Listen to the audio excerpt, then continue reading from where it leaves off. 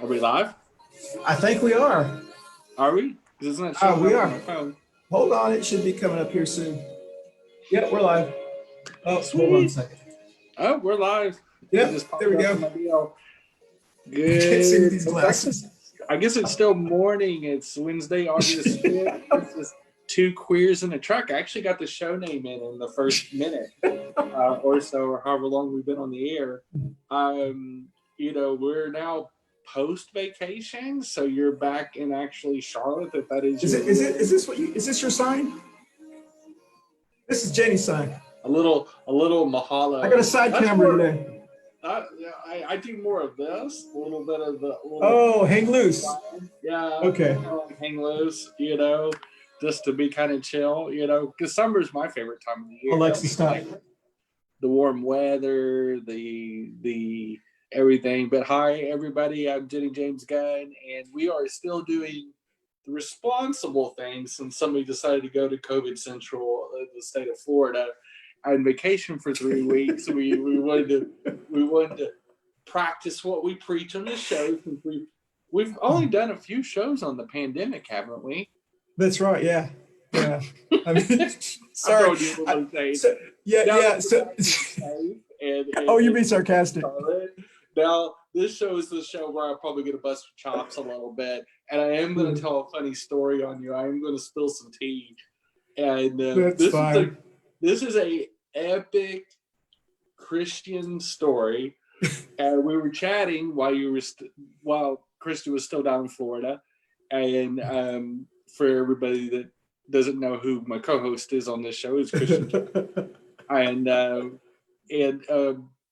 one of the hilarious things is some people know that watch the show that I'm vegan, and I've introduced Christian to more and more, and Andrew to more and more vegan things. We did a vegan chili. We did a chili cook-off where we did vegan chili. We won. Spicy chili. We won the spiciest chili. We did, yeah. Yeah, we killed it.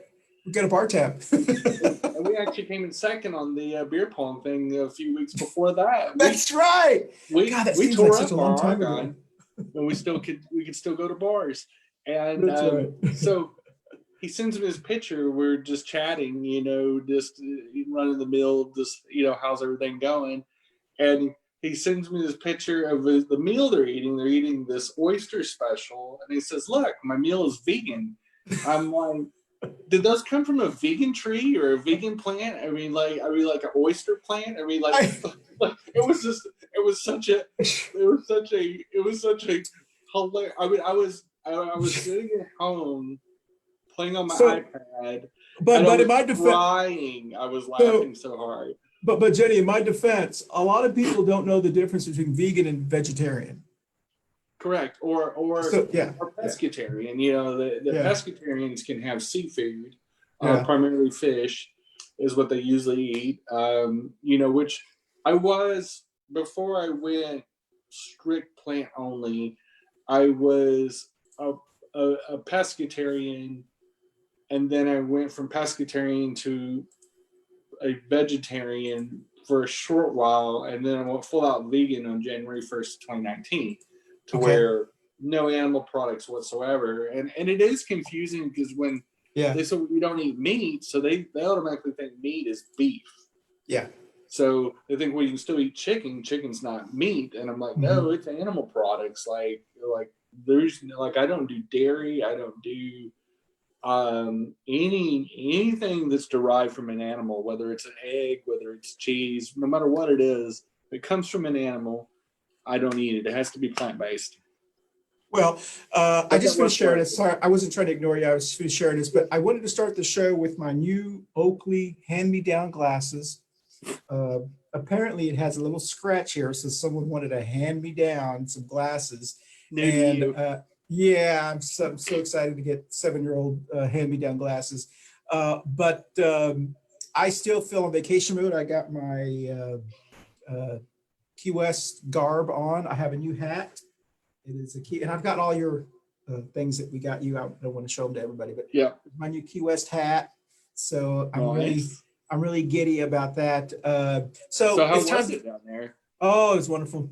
It was, it's almost, I could live there, but it's wonderful. Who knows? We may go back for another month. We'll see what happens if I test negative and today and so forth. But the proof will be in the pudding.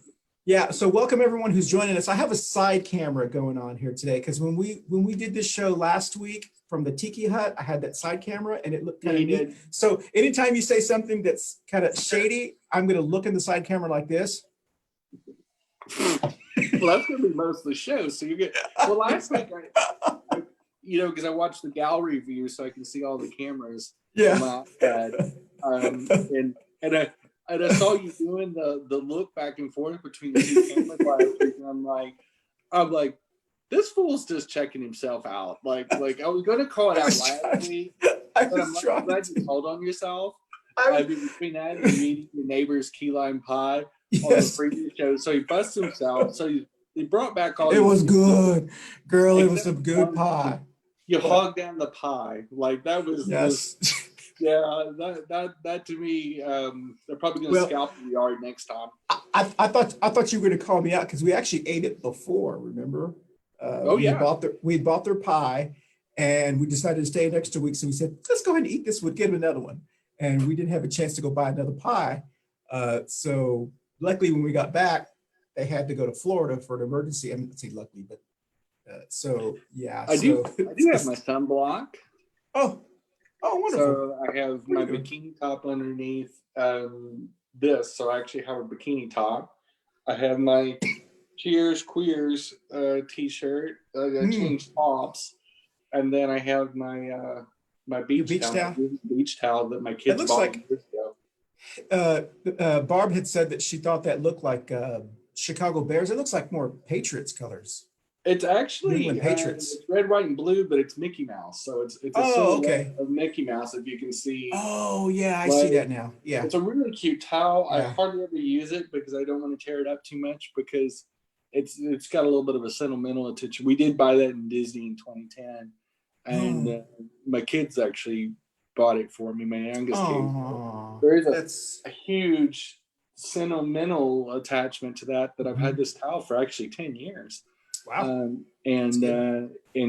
So it's which we also went to the Disney in Florida. So yeah, but yeah, I mean, it is vacation time of the year, and and also schools are going back to children are going back to school. In certain states, like some have already opened, some have done in-person learning, and some have. And they had a backtrack, right? Down. I mean, we didn't talk about it on the show earlier, but Gwinnett County in Georgia, the largest school district in Georgia. The second one is Fulton County, which is Atlanta. Gwinnett County started their school year, and they had to close back, or they had 200 and something cases, and so I'm glad Charlotte made that decision. They should have done it in the first place, but better late than never, I guess. But all you had to do is look at the other, and we talked about this before.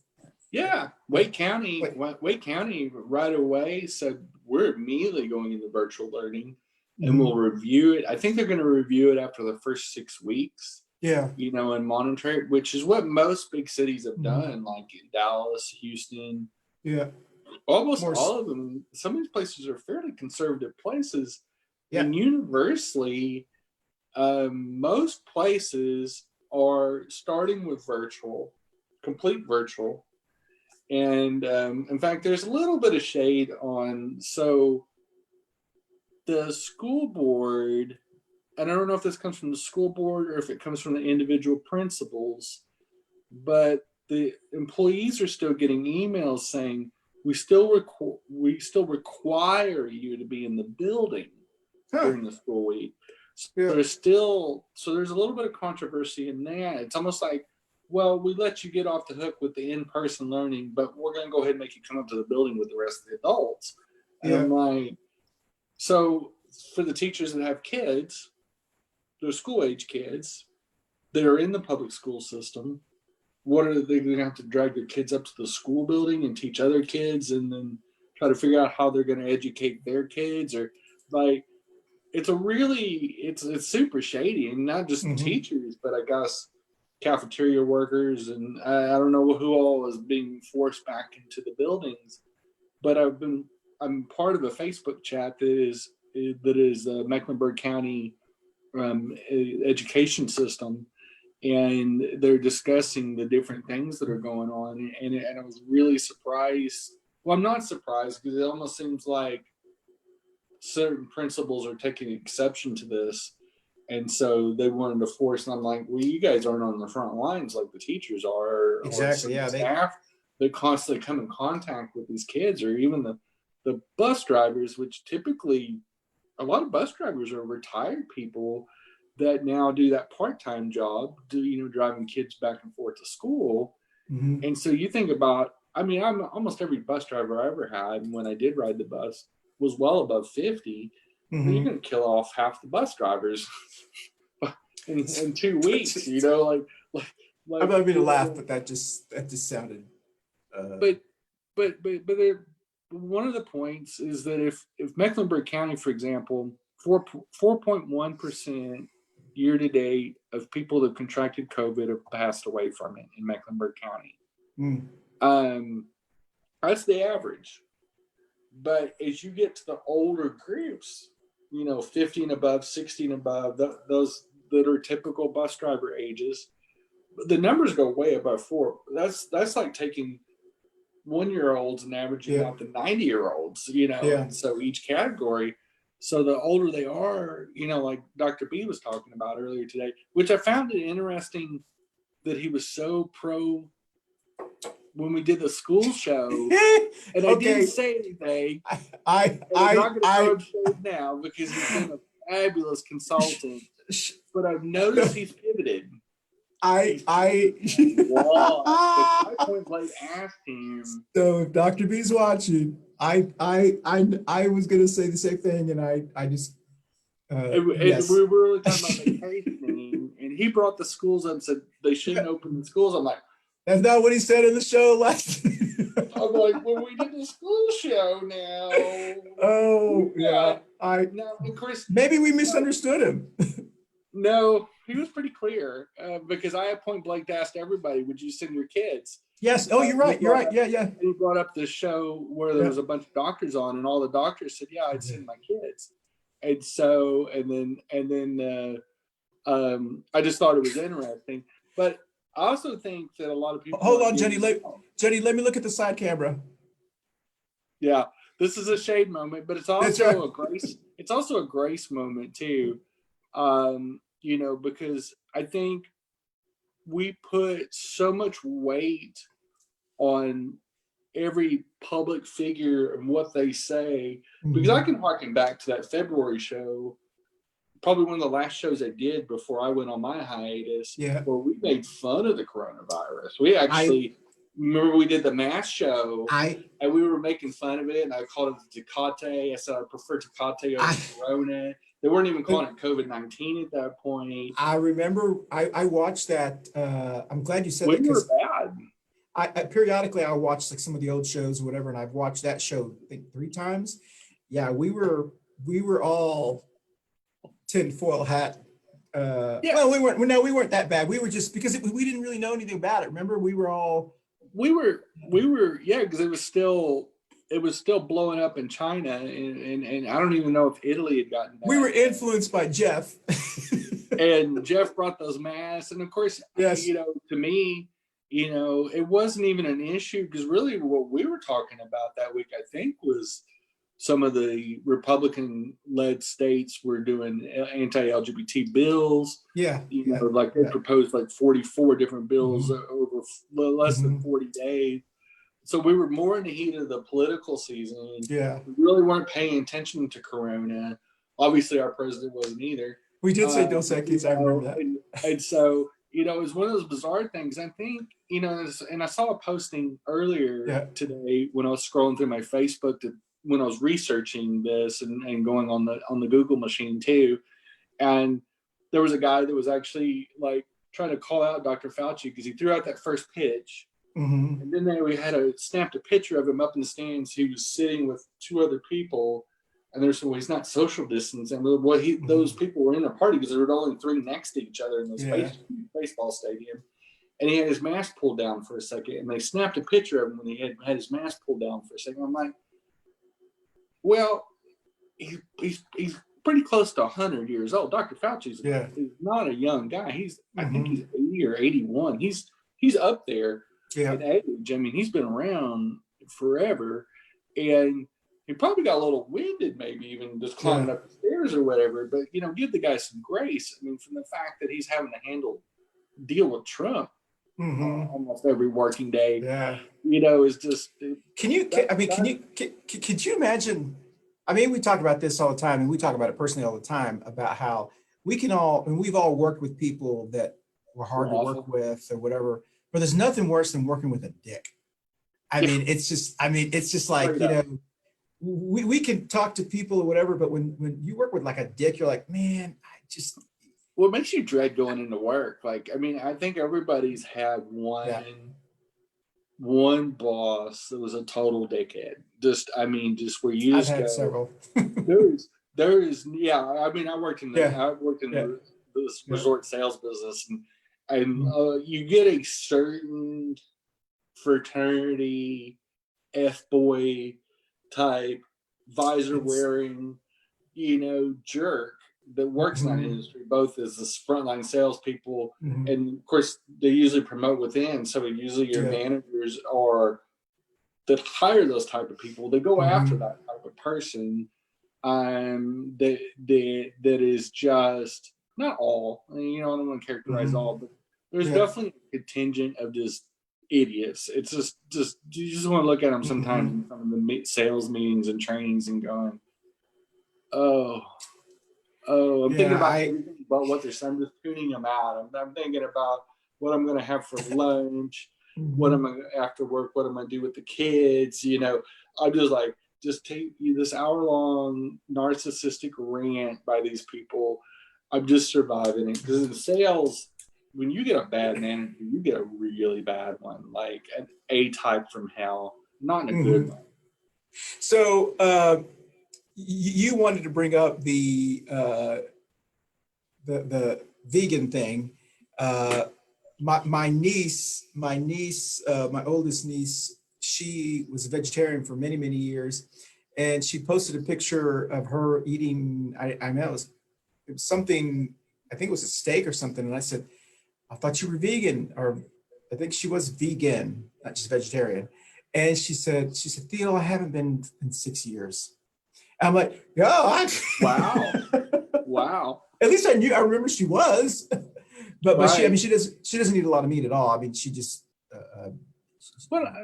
And a lot of people, they may not be full-blown vegetarian or vegan, but a lot of people, and this is one of the things, is I think we do live in this all or nothing world that is so polarized, to where it has to be perfect or it's not valid, it's canceled out. And I'm like, I would rather have progress than perfection.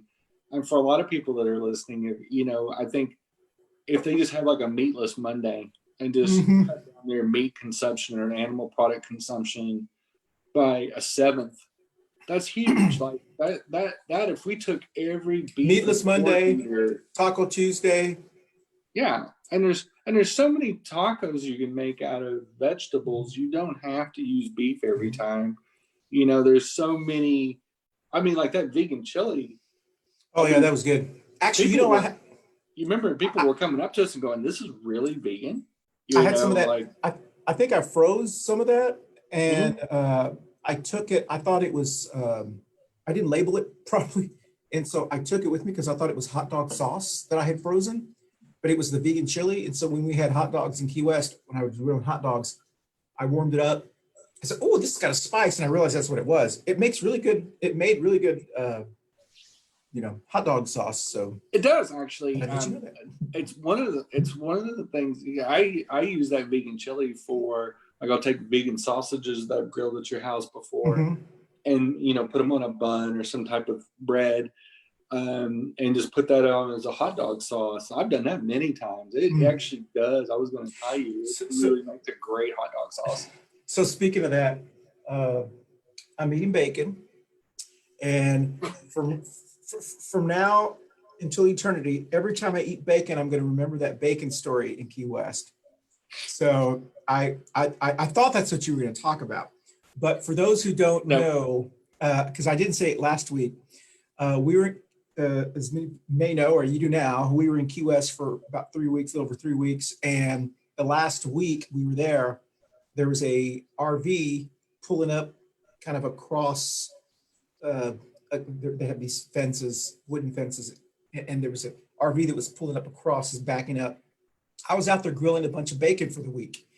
And the gentleman had a huge RV, was backing it up, and his wife was kind of directing him, which I'm not sure why they didn't have a camera in the back, but whatever. And so he almost hits the fence, and she's like, stop. And of course I didn't want to be polite and not go, I didn't want to say anything, because there's nothing worse than you get embarrassed or something. Yeah, no, I didn't really say anything. So they did, so it was already awkward because of that. And then she smelled the bacon. He got out, and you could tell he was not in a good mood. And so I went inside and let the bacon cook, and kept coming outside. And then he said, after the anxiety wore down, he said, "Oh, that smells really good." He said, "Oh yeah, I'm cooking bacon for a week," or something like that. And so Andrew had come out at that time of the camper, and the lady was still behind the RV. She was doing something, and he was, I don't know where the husband was. And she said, "Oh, that smells really good." And Andrew said something like, I think bacon goes good with everything, or I can't remember what we said. Or whatever. Right. And she goes, "Yeah." And she said, "Unless you're Muslim, our yeah." It was something. Yeah, it was something like that. And then I heard it, but I was acting like I didn't hear it. And Andrew didn't hear it. He goes, "Excuse me?" And she goes, "Oh, I'm sorry. What I said was, unless you're Muslim." Oh, so she repeated it instead of saying, "Oh, I'm sorry." She was, I would guess, white people, I always guess older, because they age really badly when they're in the sun a lot. She's probably early 60s, late 50s. And she said that, and then she said, "Oh, I'm sorry. This is so." At first I thought, oh, I didn't know what to say. And so I just didn't say anything. And then I thought, oh shit, we're gonna have to camp next to, they're not next to us, but we're gonna be, it was awkward. I didn't know what to say. And then, and so I didn't even say anything to Andrew, because Andrew I didn't want him to. Maybe they were doing an ethnicity check, because you're a little darker, and they're like, are they? Well, she had to. No. Well, I was going to say, well, she and so it bothered me all night long.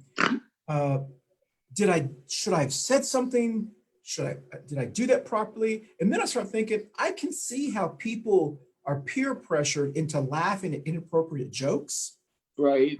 Because whether it's in a work environment, or which is not right, but people just kind of, whatever, they just want to fit in. They don't want confrontation.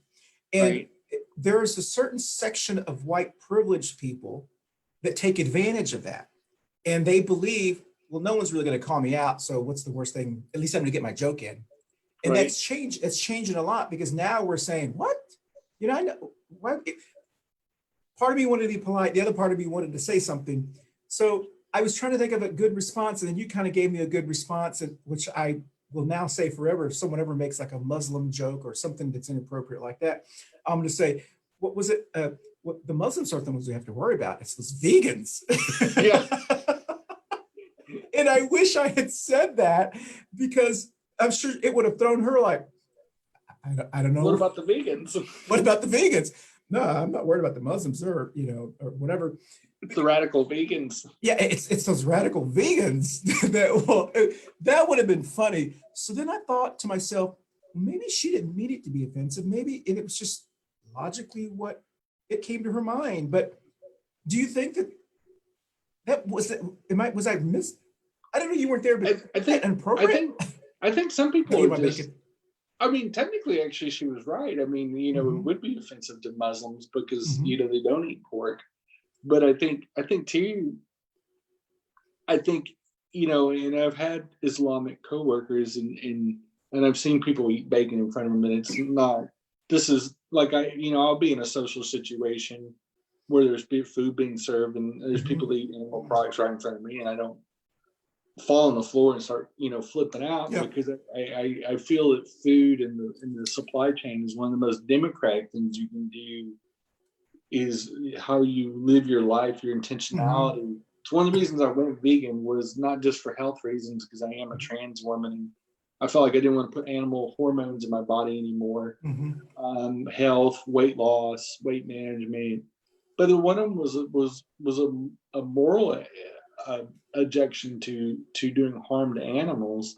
But then I saw an interesting post this week, or probably maybe 2 or 3 or 4 days ago, maybe it was Monday, and a fellow vegetarian vegan was posting about vegans. They'll say, well, one of the reasons we do this is because veganism does no harm. But then she pointed out that there's so much slave labor producing the produce, and I'm like, well, yeah. I mean, there most of our consumer products that come from different countries, very few of them enforce the fair trade stuff and don't pay livable wages to people overseas. Whether it's sneakers, cell phones, produce, whatever. But it brought up an interesting argument: is does veganism do no harm? Well, no. For the people that are working in these slave-like conditions, being paid $28 a month, to survive, if you're living in Vietnam, for example, and their standard of living is way below what an American or Westernized nation would be. Are we doing the wrong thing? Are we consuming products and coming from these nations without advocating for those people? Do we have the right to do that? Do we have the right to say, well, we can't? On one side, we're saying, well, we don't want American imperialism, and then the other is, well, we're going to go in this country, we're going to tell you how to pay your workers. And it's like, it's a catch-22. And so many of your very progressive activists counter each other in a lot of ways, where we're saying we want you to be hands off. Yeah, but don't you think, Jenny, enforce our ideals over here? No, but Jenny, it's a weird juxtaposition to be. No, I do. I'm gonna channel the inner Jeff Scott in me. I think we can do what you said, is let other countries not be whatever the word you used, but we can also make change with our dollars. So we can say, I want to be vegan, I want to buy these, and I will buy from you, Vietnam or whatever, only if I know that product is stamped with the vegan, humanitarian sign of approval, whatever, because then they will.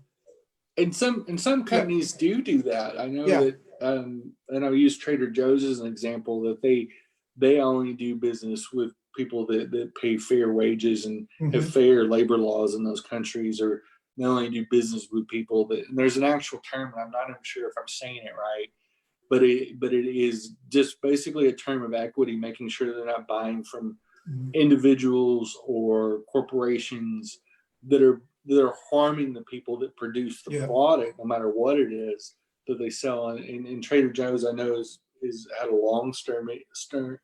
long-term policy on the ethics of how they source their products. But then that also drives the price up too. A lot of things like that usually are, especially if they're locally sourced, are a little bit more expensive than something mass produced, maybe in Juarez versus Dallas, Texas, or Charlotte, or something like that.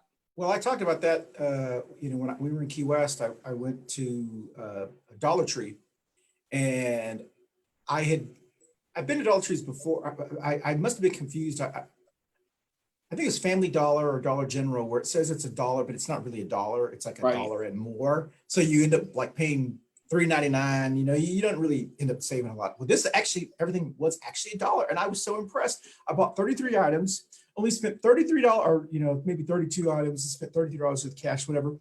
And of course, I posted that, and some people were saying, well, my sister even, be careful, the recalls and and this, but it was. I kept thinking about. Every time someone would post something, I kept going, but it was only $1.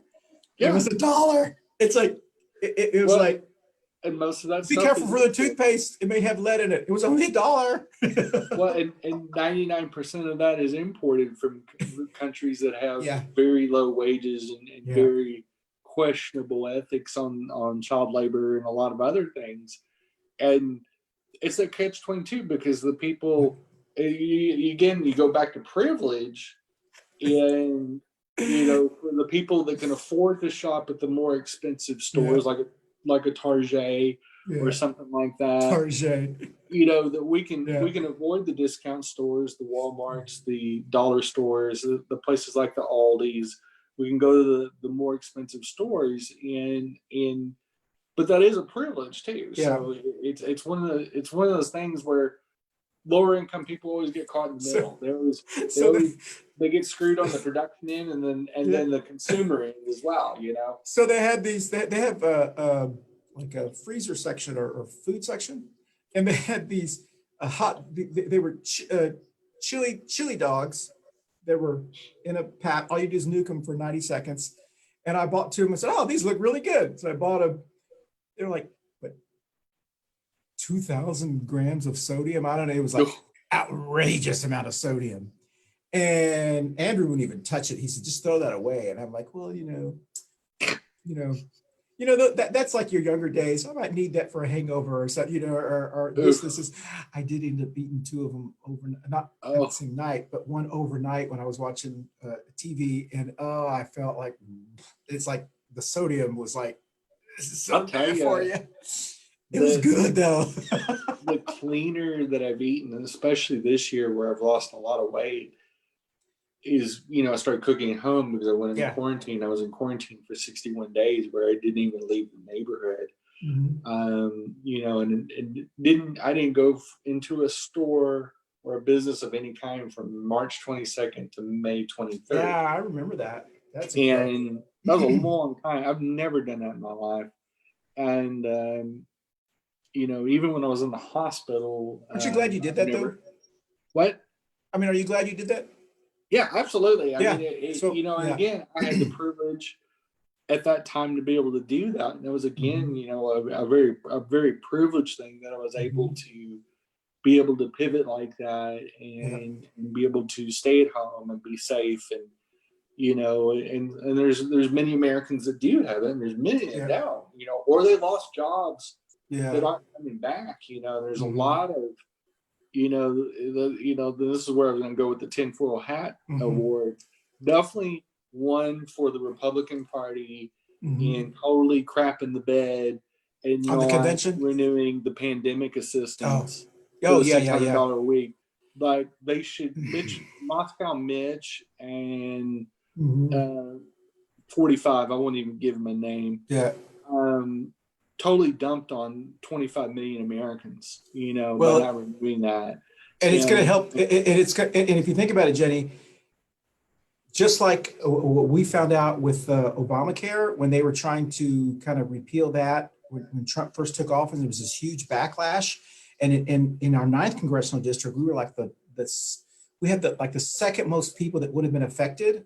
Like 55,000 people would have been affected in our 9th congressional district. So Robert Pittenger was against it at that time, and he didn't really back off, but he stopped really bad-mouthing it as much as he did because it was a lot of rural white people, working class white people are in Affordable Care Act or Obamacare. And with this, the extra unemployment insurance, which I think is ridiculous that Americans should beg for their own money back. Right. I mean, that's just crazy. And it's a minimal amount of money. So that the 25 million Americans that are being helped by the PUA, the $600 a week bonus that they put on every unemployment check weekly, only adds up to being $15 billion a week.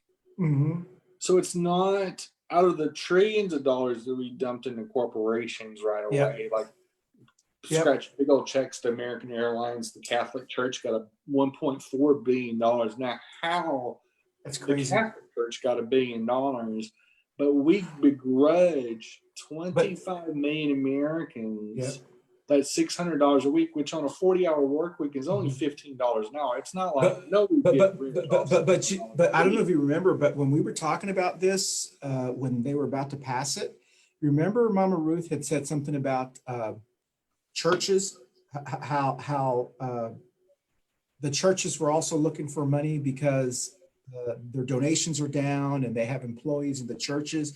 And I made some comment like, well, separation of church and state, apparently, I don't know, I guess Mama Ruth can tell us one day, apparently all the churches knew that they're going to be applying for it, which I think once again is completely hypocritical. Churches are nonprofit, they don't pay no taxes. Right. So how, I mean, I just think it's just outrageous that organizations that don't pay taxes I don't mind them getting money, but don't argue with people who actually do pay those taxes, like the citizens. Well, and to me, religious organizations should never get money of any kind. Yeah, so I don't think so either. Like there is a constitutional amendment that says separation of church and state. And it's not just the freedom of religion, the fact that we're not a Christian nation, for one thing. Yeah. We are a non-affiliated nation. You can worship or not worship. There's no state-sponsored religion. And the other caveat was separation of church and state. No public money should ever go to a religious nonprofit organization. Which is why I'm against charter schools and vouchers. I'm against all that kind of stuff, because that's how they sneak it in. But, don't you think, and I know we've talked about this before, even though we've kind of passed it, I always try to find some commonality with other people. And even though now most of the rational Trump supporters have already broken off, like the Lincoln Project people or whatever, but there's still some that are still hanging in there, whatever that percentage is, the 33% that he has not lost, that are in there hell or high water, that will walk over broken glass for him or whatever. One thing that we can find, I keep trying to think, they're probably racist. They are racist. But a lot of them are, because we know some of them they're not really religious. They're secular individuals. They're not the evangelical ones that follow him because of whatever. They're pretty much working class, white, high school education individuals, and they're not going to church every Sundays or whatever.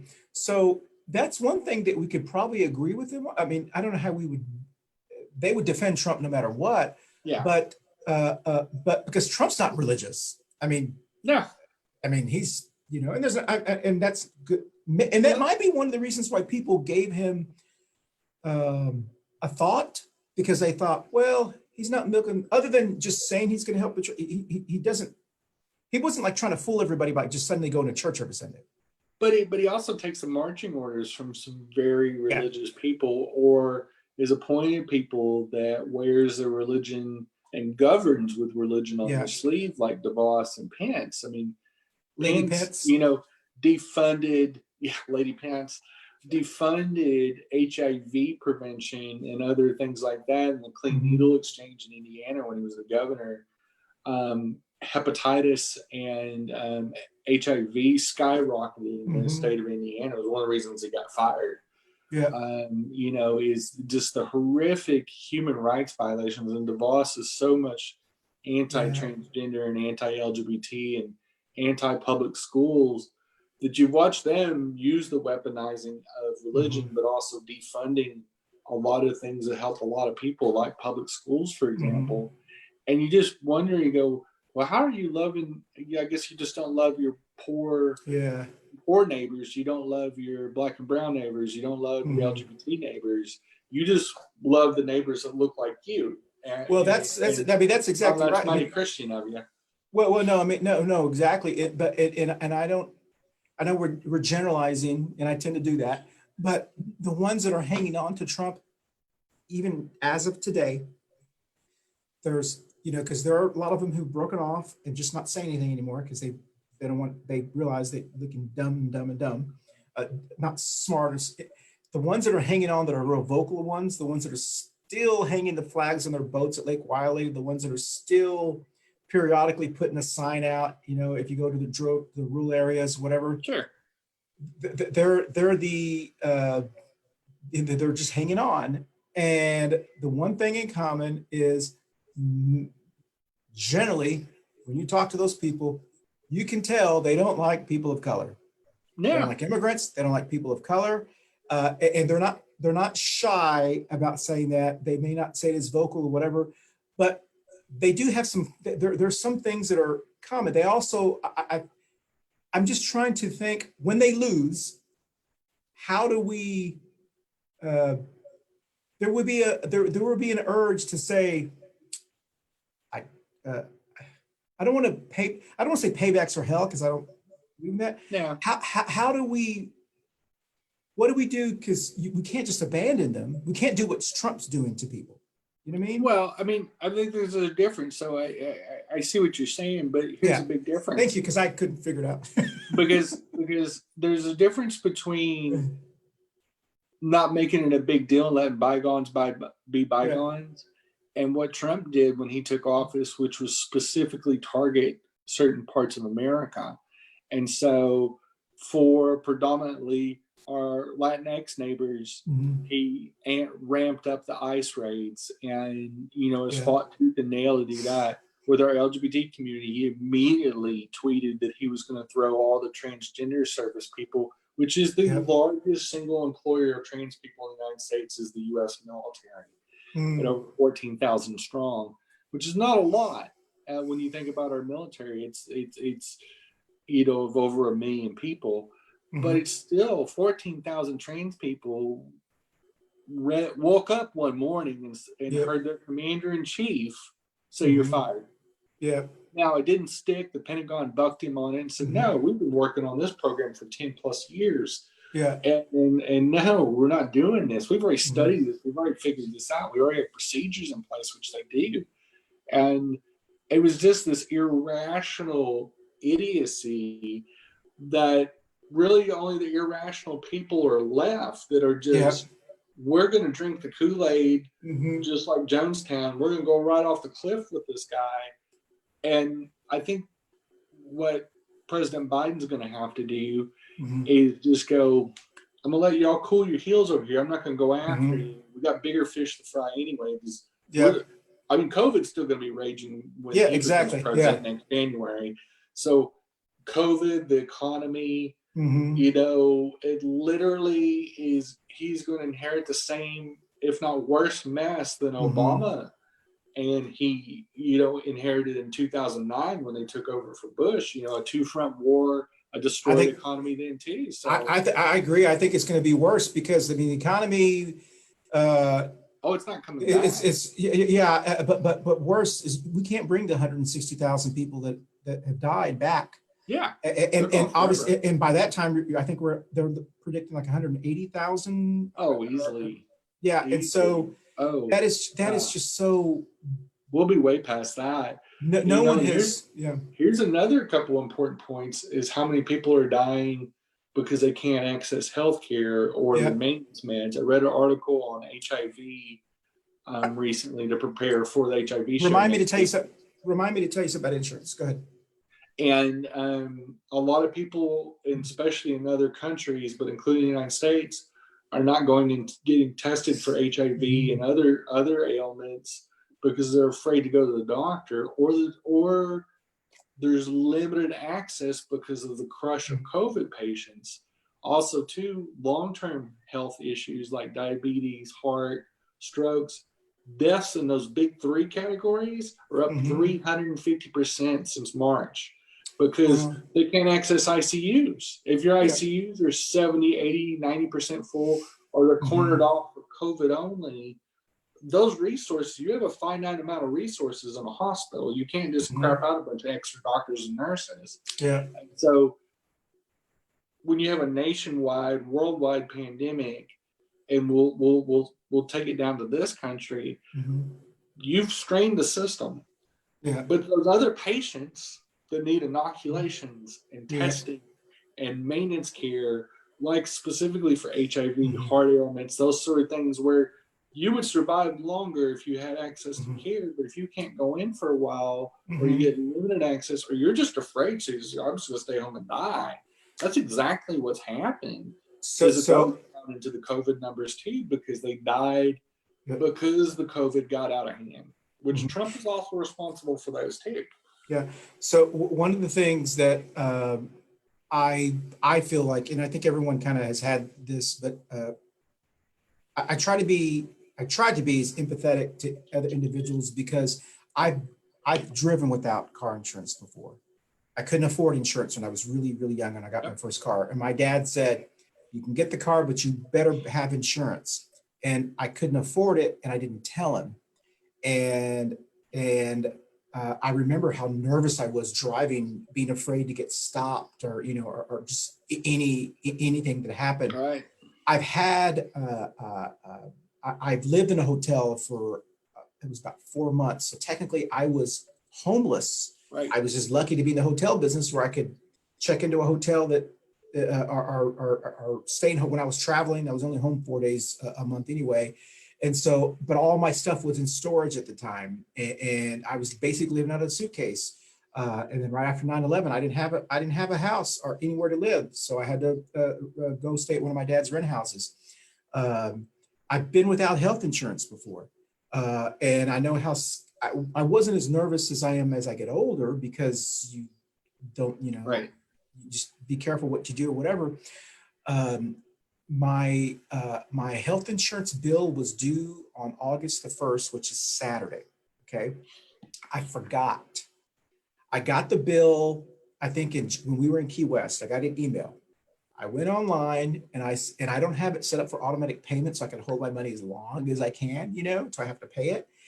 And I had forgot. And then when we got back from dinner or something, I don't know, we did something Friday. Oh, I think we just up in the trailer camping, doing something on Friday.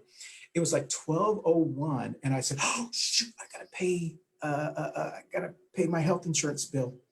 I logged online immediately, saw that email, I touched the tab. It went directly to my bill section and it said policy canceled.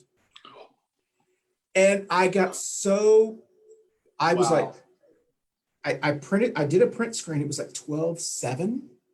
I sent Blue Cross an email. What's going on? This is because I thought, well, maybe I could say I'm in Pacific time, so technically it's 10 o'clock or or whatever. Of course, their customer service is only open Monday through Friday from like 8 to 7 or whatever. So there's no one I could call. Oh wow! All day Saturday it was on my mind, especially with COVID and everything going on. And I was too embarrassed to tell Andrew because the first thing would have, why don't you set it up for automatic payment? I can't believe this is this is like something a child does and it's ridiculous. So I didn't say anything Saturday. Sunday comes along and I literally am thinking about it. What am I going to do? What happens if I get sick? Or I was literally starting to have a lot of anxiety. I was thinking about it when we left Monday. I hadn't gotten an email back from them yet. And I didn't want to, we were kind of packing things up to leave on Monday morning. As we're driving here, and I was texting you too, I think sometime we were driving, and I saw that they had sent me an email, but I couldn't open it because I was on my phone and I didn't know my password and stuff. So I was like, it was bothering me. And all I kept thinking about is, if I go back, how am I going to afford the COVID test? If it's 174, I mean, I can afford it, but things like that. I started thinking, then I start thinking, well, maybe this is like a learning experience. You can deal with this like people who don't have insurance and they deal with it. But then I start thinking, that's stupid and irresponsible for you, to have it like something like, all these things were going through my mind. Get back home, we unpack, immediately go into the laptop, check it. The response was, I'm sorry, we were having technical difficulties. Please try to make your payment again. I immediately went and paid it. And it took like a couple hours for it to come back and paid, and everything is okay. I was so freaked out during that time period. But more importantly, I thought, because you kind of touched on it, if I didn't have that, the stress of thinking, if I did get COVID-19 and I had to go to the hospital, the expenses and all that stuff. And then to think, I'm like really fortunate. there are lots of people who don't have that, or who have lost their job and can't afford Cobra, or whatever the case may be. That is really, it's crazy. The mass amount of layoffs in New York City came out with a statement the other day. It said that a third of the jobs that went away are never coming back. Yeah. These are businesses that shut their door forever, or scaled back, and they know they're not going to bounce back in a week or 6 months. Like, and they're coming out with all these vaccine rumors and saying, well, we're going to have it by November, we're going to have it by January. And I still contend, because everything I've read about, and the virologists, the people that study this, the people that are in the know, when you read the science, like, we're nowhere close. We're nowhere close, folks. Hey, were you impressed by Stephen? What, as far as you mean, like the libertarian, philosophy? I was not surprised, because what I've seen for the protests and the people that are the anti-maskers, the COVID idiots, as I call them. Yeah. I have not seen any of my libertarian friends chiming in on that. It's a strictly Trumpster. Exactly. Like, I'm not going to say just Republicans, but it's Trump. You scroll down and you see these pro-Trump things, and when you see the reopen idiots were flailing around because they couldn't go to Chili's on Friday nights. Yeah. It was because Trumpsters. They were holding Trump signs at the deal, so it's not. You can go back in late April and early May when they were flailing around like a bunch of 5-year-olds with handguns. They were angry about opening the gym. You look at them like, girl, you have not been to the gym in a long time. I don't know why you want the gym to open. You're not. Bunch of Karens and Garys that have all got boilers that are all these white privileged. Like, you didn't see people of color out there demonstrating, and they're going, I want to go to the gym. I want to go to Chili's. I want to go to my favorite bar. I want to go to the whatever that was closed down that was inconveniencing them. I'm like, what a slap in the face, one, for all the frontline people, whether they were service workers that were still working in restaurants that were still open, or whatever it was that you do for a living that had to go to work, that were essential workers. You're thinking, I'm out here doing 40, 50-hour weeks. So I'm glad that I still have a job, and I have to go to work. And you got all these really, really privileged people honking their horn on their SUVs going down the center of main streets, especially in state capitals, flipping out.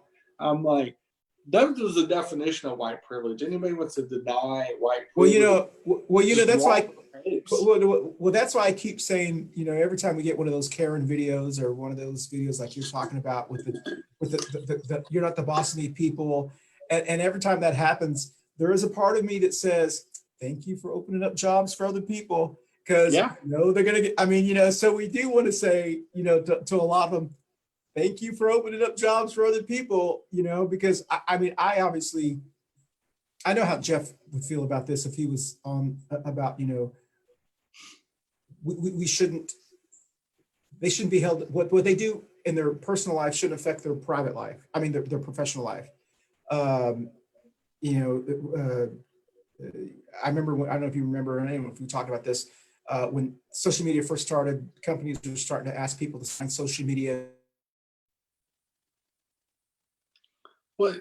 agreements and policies. And a lot of people, but a lot of companies, you have to, they have social media policies, and which is why they don't have their full name on their profile, or they don't have where they work at, because they don't want to bring attention to that. But if someone finds out, they will call you in the office, HR, and say, hey, listen, just want to let you know you shouldn't have done this or that, and whatever, delete it. And it can be detrimental to that company's image especially if you're in a high profile position, like a marketing position or a frontline position where you're handling a lot of customers or patients. I remember this was probably, I want to say like 2010 or 2011, but I remember watching one of the news expose type shows like 2020, and this nurse to catch a predator. of really wild pictures, that the kind of stuff I post, very edgy, you know, she had a very edgy side to her life too. And she put it on her social media. She got fired. She was an RN. I think it was like Arizona or Texas or something like that. And she sued, and I think she ended up winning because of she wasn't doing anything against the hospital, so the hospital let her go. But she's like, this has nothing to do with my job, like this other side of me, and but it's nothing that hurt. It was all consenting adults. There was no nudity or anything, but it was very suggestive. It was very sensual, and the hospital flipped out. Like, I think it was like a church hospital too. So it was, on top of it was a religious nonprofit that owned the hospital nonprofit. I mean, I think it's pretty much accepted now. Maybe it's not a big deal. Maybe it's the millennials that have helped change it, because I know like our Gen Xers, we were more against that because you know, what do we call it? We're the like do nothing generation. The boomers. What did you call us? We were the, I forgot what you called us. We just never showed up. We just we're just like, we're like, I mean, you know, for us, we're like 80s music, yay, Breakfast Club. We just never, when it comes to public service and especially politics, we just never really ran the race. Like, you know, we're never probably going to have a Gen X president. I think it's going to go right from boomers to millennials. Even though Biden's technically not a boomer, he's basically a boomer. He's technically the generation before the boomers.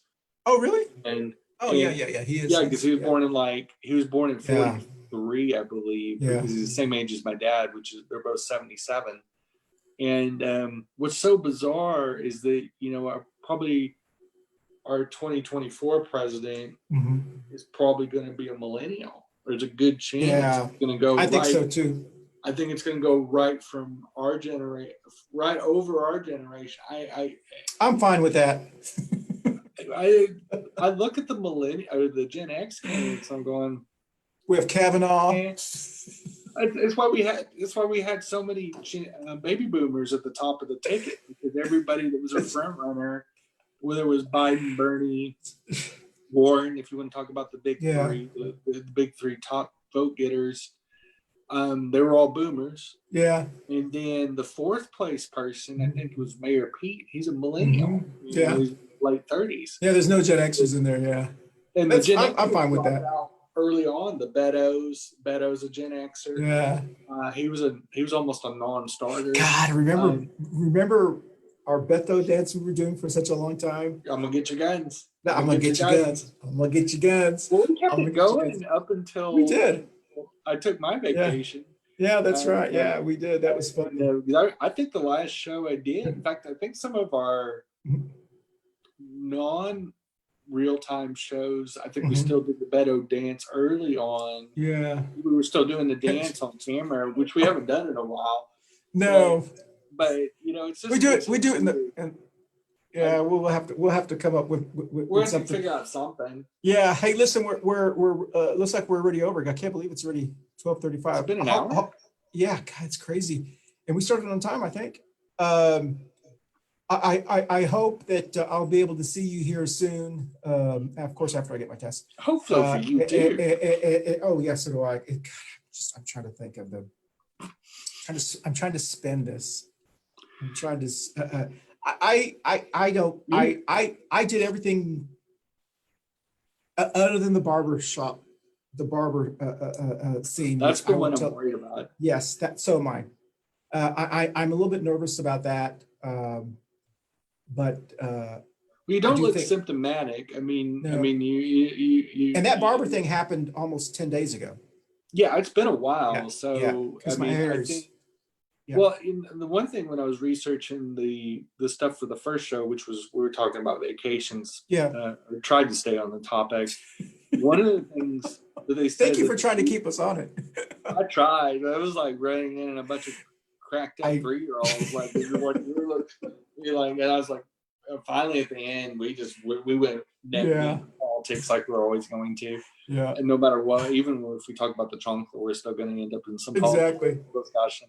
But I think what they talked about was some of the concerns with some of these beachside resorts is the public bathrooms. Yes, yeah, they're all, yep. Was a big concern. And then the bar spaces, because so many people don't have kids when they go to these beach deals, like the 20-somethings, the 30-somethings that go to Myrtle Beach, for example, which Myrtle Beach at one time was the #1 beach hotspot for COVID in the entire United States. I don't know if those numbers are still true, but they were for many weeks, like they were COVID central.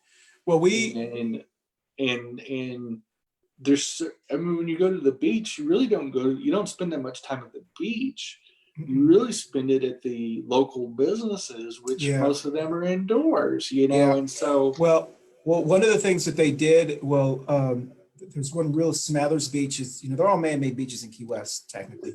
And it's really big. And Andrew went to that one almost every day. And there's another one, Fort, the military at the very end of the key, which is, it's a park and it's a beach. And he knew I wouldn't like that one because he said it was just too crowded. It's a really nice, beautiful beach, but it was just, you know, people were just whatever. And we did go there once on a Sunday, and we got there early because I, you know, didn't want to be around crowds. As soon as we walk in, you know, there's a person you can rent these things that go in the ground or whatever. And I just went all the way. We went all the way to the very end of the beach where the seaweed was smelling.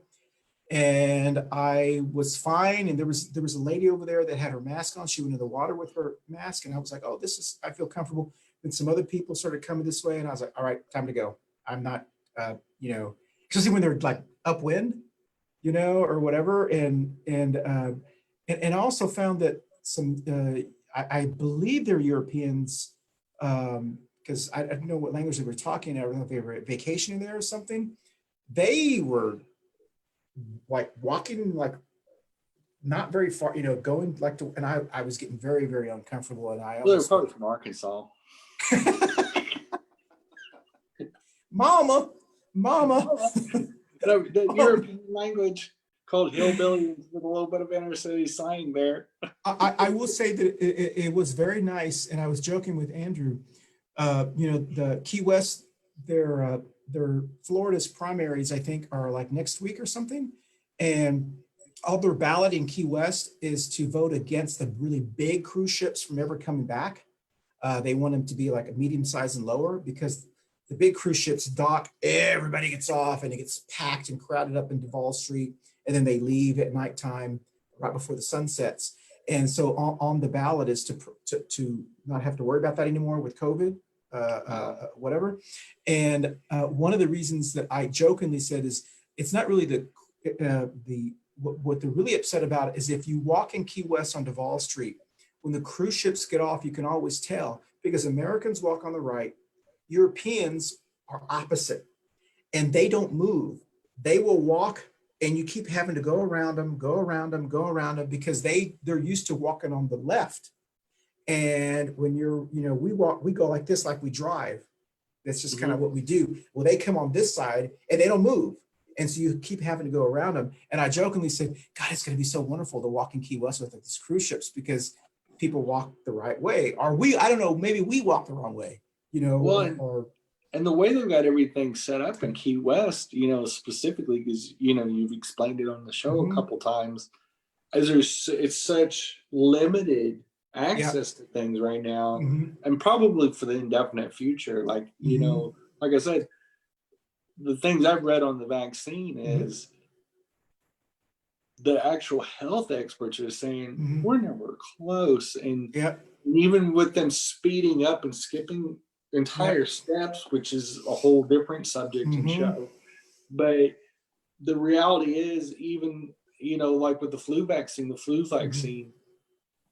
you still have about 40,000 people per flu season die in the United States every year out of, you know, 40, 50 million cases, which is less than 1%.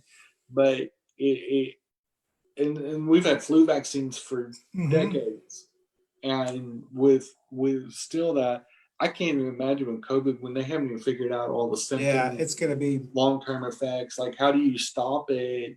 And, you know, I know one of the companies is doing like a 30,000 person trial. There's a few others doing a trial in China and several places in Europe. But truthfully, those steps are in place. I guess we're just going to have to do the CDC. I guess we're just going to have to follow the CDC guidelines and do more glory holes. That'll help Key West. I'm sure there's a few of them there, especially in some of the beach bars. So I was thinking about that. I can't believe that we haven't gotten creative and invented masks that have a straw, right? A straw that's for drinking. Yeah, for drinking at bars. I thought you were going a way different direction. No. Like, I thought you were going to go. Are you talking about making a glory hole mask with a built-in condom? I'm like, that's brilliant. Hey, like, I mean, with Velcro, that might hurt though, wall to wall. But no, I mean, my goodness gracious, football fans came up with the straw hat with the beard. That's what I've been wondering is, especially we should have asked them to be that. To wear ball caps, and you could structure like a double-walled mask, but with some kind of straw that runs down, because these bands. Yeah, exactly. Here, why couldn't you run something down this? And I've said this several times. I think astronauts do it, right? Times. Like there's an entrepreneur out there somewhere that's really missing their calling. And you just have the straw and you put it and gear up a ball cap or a hat that has like a little holder for your beverage, and like some kind of well or somewhere you can pour the drink into the little well. And I mean, like, mixed drinks, for example. Maybe Mr. My Pillow, maybe Mr. My liquor and fillers. You've got a drink. I can't believe the My Pillow guy hasn't come up with that. I don't know. Maybe we do this for the show. Yeah, we go to every beach town in America and make a mint if we don't get COVID. So, no, I mean, think about it, Jenny. I mean, if you had the mask and the straw was built in or attached in, it wouldn't be able to come through there, and you could you could drop it down. So yeah, through there maybe. Like I got a couple of my masks are like the latex rubber masks, so you could put a silicone mask with latex or some type of silicone, and at least put the piping. And you could even make them cleanable. You could remove the cloth and slide it off and wash it. Or just, or we can maybe even, we need to shut up and we need to go get a patent on this or utility patent. Yeah, if you're watching this, we came up with it first. Of course, I don't know anything about safety. We'd have to get like someone like Dr. B to like advise us. Well, yeah, we'd have to get much smarter people than us. But we had the idea. We had the idea. Like, we're great at ideas. Like it's like I need to call Mark Cuban and go, man, I've got the deal for you, and then quickly go down and file a patent, the utility patent, real quick. Because even if it's pending, as long as you got it filed, But I can't believe that we have not, especially with all the. Or someone hasn't done it as a joke. Yeah, I'm surprised no one has done it even as a joke. You know what I mean? Even as a novelty idea, like exactly. I haven't gone. When I go into stores, I haven't gone into regular like Spencer's or something like that, or in a mall. I've avoided malls, so I haven't gone browsing. When I go into a grocery stores. I've gone in a couple restaurants, but I go to get it to go. I usually have it ordered by the time I go in, and I bone out. So you in a restaurant. So you could walk in with your regular mask, right? And then when you're about to drink, change it if you want to, even if it has that straw sticking out. No, but the whole point is that if you run it down inside the mask, is that the straw isn't exposed. Exactly. I think if you attached it to some type of cap, some kind of COVID cap, like you need to get optional goggles with it, because now they're saying you need to wear goggles too. Yeah, I heard that. Yeah. Or some kind of hat with like a drop down visor and a straw, and where the little tank could be supported on the hat, and then your mask could be like sold in a combo to where the tube could the straw could rest on the mask. That sounds too complicated. Yeah. It really isn't. Like, you only need 4 pieces. You need a reservoir to pour the alcohol. All that for a beer. Hey, you know what? Yeah, well, if I could get a Trying to think beer, how I could sit come in up with- public and stay safe and not die, Yeah. you know, or get Oh, really no. I would not. Plus, if you made it Especially- fun, like with great Yeah. colors or sports teams. Exactly. Yeah. Think about the stadium, the licensing on Mhm. just selling in football stadiums and all these different arenas. Because you got to figure we're going to go through, I'm guessing we're going to go through 2 or 3, 4 more years of this. Like Yeah. I think it's going to be a subject in 2024 when we have the Really? next presidential election. Oh, absolutely. Because every expert on the vaccine has said it's a 2022 thing. Like Yeah. it's still, you got to still think about ramp up production. Yeah. And all these vaccine factories are not going to just shut down and just make COVID vaccines. I agree with you, and I do think that if We still have polio in the world. Yeah. We still have, yeah. you still have vaccines for all these other ailments. Mhm. Like what people don't think about, and this is only because one of my former roommates was a mechanical engineer, and Mhm. one of his points was is that whether it's making masks, one of the problems with PPE and the masks was that you couldn't just shutter these manufacturing facilities and then retool them just to make masks. Mhm. So a lot of communities got creative, and a lot of advocates just made them in their Yeah. homes or whatever. But with that vaccines, they only come out of very specific places that have Yeah. cleanliness expertise. This is a very Yeah. specialized, and most vaccines are actually made in India. Mhm. They're one of the biggest manufacturers of all the vaccines in the world. Mhm. Almost all the pharmaceutical companies own facilities in there. Yeah. But you've still got companies making PrEP and making all these other things that are selling billions of vials of this. Mhm. Where are you going to come up with the space to get? Everybody said we'll probably need 2 vaccinations or two, you know, whether it's going to be drinkable or injectable. That we're going to have to cover the entire plant. We're going to have 14 to 15 billion dosages of this vaccine. Mhm. So Well, where's that going to come from? yeah. Like Well- even for America, we're going to need 600 to 700 million dosages. With 320 million estimated Americans, that's 640 million.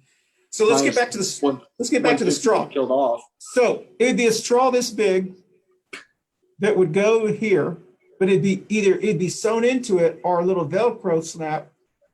Well, see that's the wrong way. See, I think Yeah, you're right. You mount it and then you drop it down almost like an earpiece, except it's going to be a mouthpiece, and it follows the structure of. But then they'd have to pour it up here. In. But then they'd have to pour it up here, right? Yeah, because you want it to go downhill. Okay, but this one, Yeah. you could just drink it from a glass.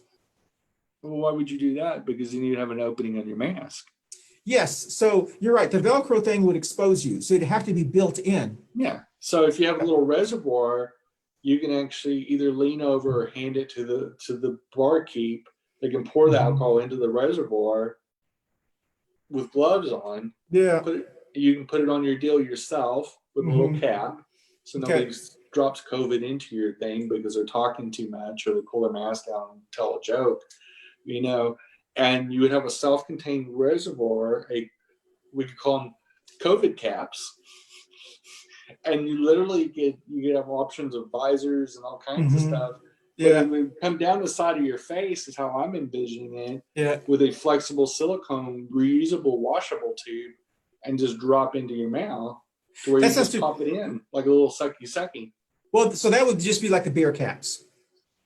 Yeah, basically Yeah. a beer cap, but with the option of being Adding able to something wear a else. mask. Yeah, that's a good idea. I like mine better. But well, yeah, but then it gets back to your little dust mask that you. Yeah, you're right. Yeah. Is it now you compromise the front of your face? Well, that's what I used to. COVID in Yeah. your mouth hole. No, that's true. And after Dr. B and y'all brought that up, I use the one filter that goes in it, then I use another one upside down, so all holes are blocked. That's what she said.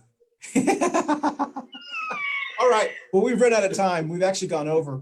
We didn't really throw a lot of shade today. So no, I railed on the Republicans, and I got to rail on the local schools still trying to make certain school employees come back to work instead of trusting them, letting them work from home. I'm like, that kind of gets a tinfoil hat deal. That's a very controlling, territorial thing where principals are sending them emails. So, well, you still got to. It's I think called a required deal. Yeah. So I'm curious how that's going to play out. Well, I do think that I mean we don't have topics for the rest of the shows in August, but I would like to one of them maybe like talk about kind of what we were talking about earlier is if you're still a Trump fan like after Labor Day, what does that mean about you? I mean, you can't wear white or be a Trump fan after Labor Day. Oh yeah, I mean because obviously theoretically you're always going to have some people that support the incumbent. That's just regardless. Yeah. But this is such a unique situation. He is actually, and this is not coming from Democrats or this is from Republicans that are saying he is continually delusional, idiot.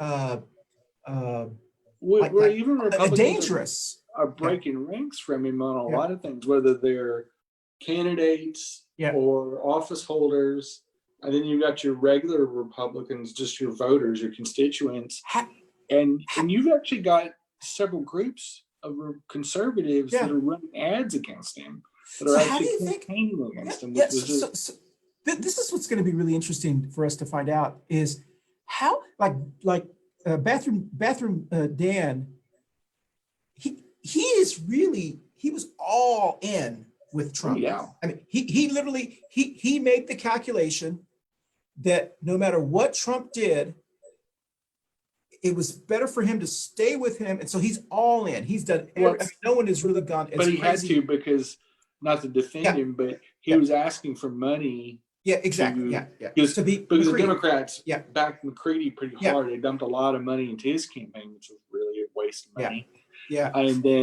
And so the Republicans realized that, and they went all in. So it was like a high stakes poker game.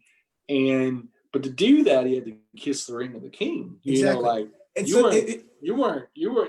going to be able to say, well, I need an 8-figure ask to win a District 9 race, even though he cheated on the last one. And so he's like, well, and I know I screwed up the Republican Party writing the bathroom bill, but we really want to win this, so we're kind of in a really bad marriage. I wonder, because I read an article about what is the Republican Party going to do after post-Trump, whether it's 2021 or 2025. And there's a lot of Republicans that are now governors and stuff like that that are thinking about running for president, and they are going to try to be the face of the party. Which I have a feeling Trump's not going to go away. Like, even when he gets out of office, I think he's going to be the elephant in the room. I think he's going to. It wasn't like Nixon, where he disappeared. So disgraced, he just went off and with his. I don't know. I just think that once he loses, and once I think that I think that the paybacks come. And I think I think he's been such a dick to so many people, just like the person we talked about. It's not a good comparison. But what about the people Trump and the Trumpsters are going to do to the anti-Trump Republicans? Yes. No, they're gonna. But I think it's going to go both ways. Yes, but I don't know. I just kind of feel like, quite honestly, the only reason that these Trump supporters that are hanging on have any leverage or any voice is because they're being, and now this is going to sound bougie, this is going to sound elitist, but it's the only way I know how to. The only reason we're putting up with the trailer trash right now is because we have to, because their president is in office. Right. Once that ends, we are going to go back to saying, listen, dear, go back to your hole. Yes. Hole. And I think, and I think the only reason they are empowered to feel like they is because they have the Justice Department. They have exactly. DeVos. They have all the once their protection goes away in January, it's going to be gone. It'll be like why they were so they were so Yeah. quiet during the Obama years. You didn't hear the radical right being as crazy because Obama, you know, just the Justice Department after him. Like if a state got real crazy, and because remember then they were saying, well, everyone wants to be just so politically correct. No, we're just calling bullshit out.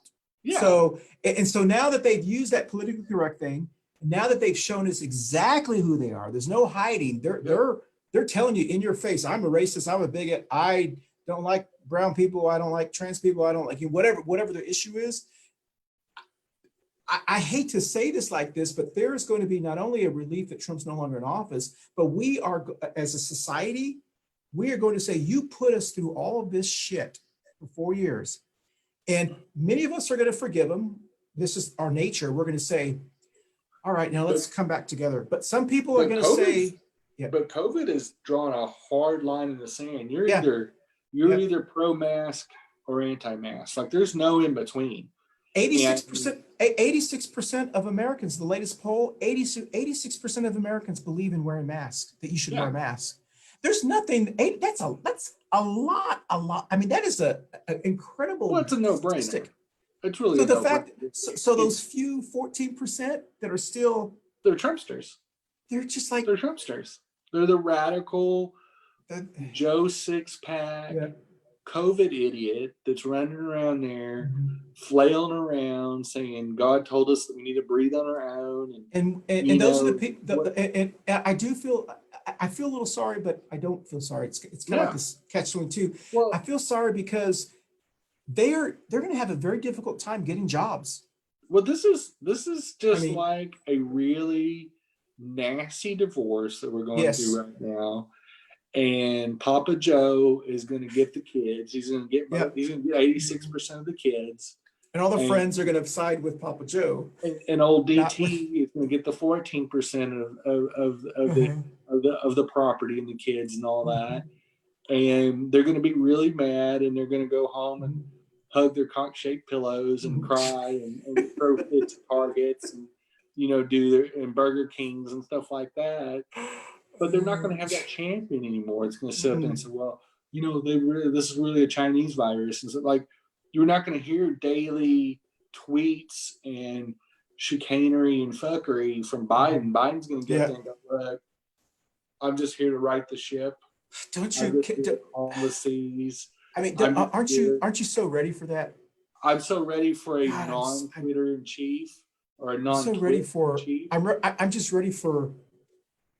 And admittedly, there was a little bit of excitement, a little bit of, well, what's Trump going to do? Even if he is a little bit of like what we think he might be, at least it'd be a little bit exciting. It'd be good for talk show. It'd be good for comedy. It'd be good for whatever. He's not going away. He'll still be the former clown in chief. So Mac Little Hands won't go away. He's not going to disappear on the scene. I mean, unless he leaves office and strokes out the next week. Yeah. Or use the jumper cables too much with Putin. I think Melania and Barron are going to poison him. Yeah. Yeah. I don't think they have to. I've seen his diet, and he doesn't look so good. But I do. We're not supposed to do any of that. Oh, I'm not supposed to do that. But I think basically he can be a objector to the Biden administration, but since he won't have any power, and so many Republicans are divorcing him too. Oh, they are gonna. He's gonna. I told you last year, the Republicans are going to be his undoing. It's not going to be the Dems. Yes. Because the Republicans turned on Nixon. Yep. The Republicans turned on Herbert Walker Bush. Yep. And the common sense, moderate to almost libertarian style Republicans are going, I'm ready to not be associated with this anymore. Just like Lady once, but not twice. It's not happening. Just like Lady Tariq. Yeah, just like Lady Tariq, Lady T, and Missy G. Yes, there's going to be a lot of people jumping off the ship. Okay. On that note, we've gone over a half hour. Yeah. So I have to go to Okay. You know what I mean. I think you know what. There's going to need some break needed. Yes, I have to take a break. Bye, y'all. We'll see Bye. you next Y'all be week. safe. Bye.